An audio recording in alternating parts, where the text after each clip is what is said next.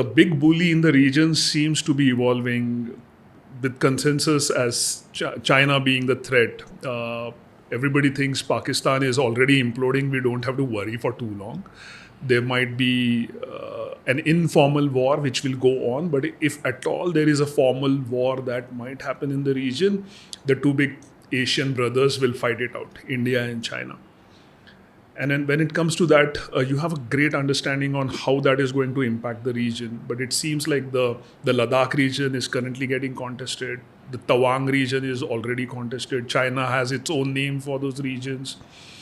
What are you making of this? It looks like the Chinese infrastructure on the other side of the border is far, far evolved, and we seem to have neglected it for all these many decades, and we are catching up. So there's a lot to catch up. So let's focus on what are the geopolitical situation today, and then I want to come to the Air Force part of it, because if a formal war happens, the debate is, are we equipped or not?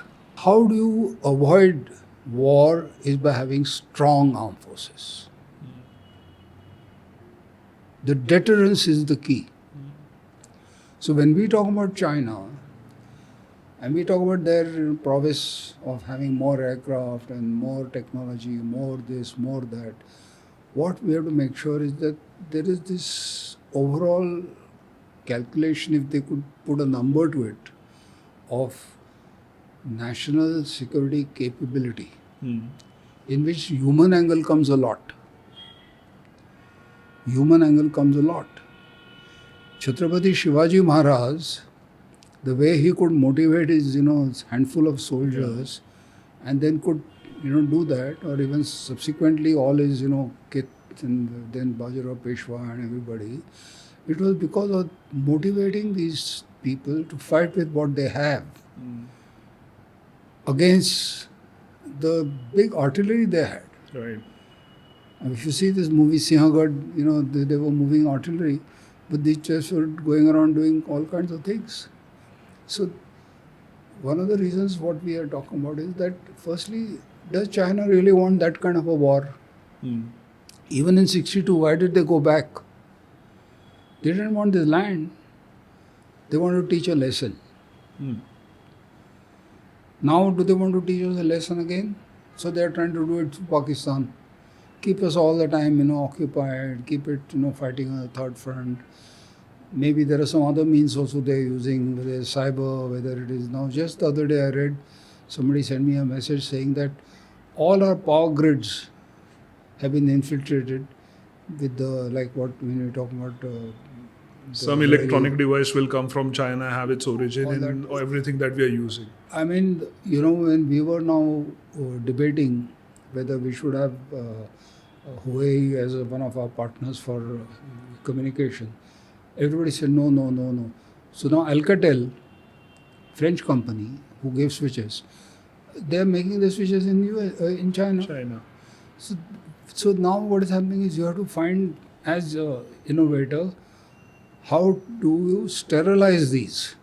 I've been talking this in my own thing. So there are some IIT professors, I can't even name, but there who have been able to find some means by which we can at least sterilize it and find out if there are bugs inside. Very interesting. Because that is important. Otherwise, we will have a strategic blackout. We could have what we call as our basic infrastructure can get affected. Railways, this, that. There are movies these days on many things. But so it is live to the people. Not that we are not doing it, but we are not really into that kind of a art. We haven't created a cyber force, though now we have a cyber specialization entity. We haven't created a cyber command like US has done. But we have understood the importance of it. So we have a 3-star who's looking after cyber. We have a 3-star looking after the space. So these are the new, I keep calling it the new horizons which are important, I always say that there are borders and there are frontiers. Borders are defined, but the frontiers are ones which are beyond that, where we should influence. Space is one. Deep underwater, right till Antarctica, because from there there are not just the weather patterns, but there are also the lot of mammal, fish, all that kind of a thing. A lot of things which are going on, and of course, a flow into Indian Ocean, and so is cyber. So these are invisible.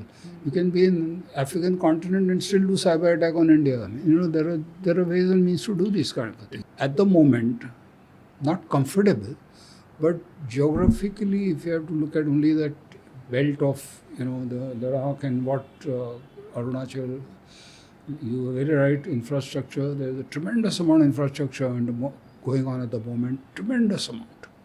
I mean, and hats off to these BRO, what we call the Border Road Organization. The General Chaudhary just retired and come here into Pune. He's given us a talk, what is futuristically happening in So while you're right, we are behind them, but we are catching up, and catching up very fast comparatively.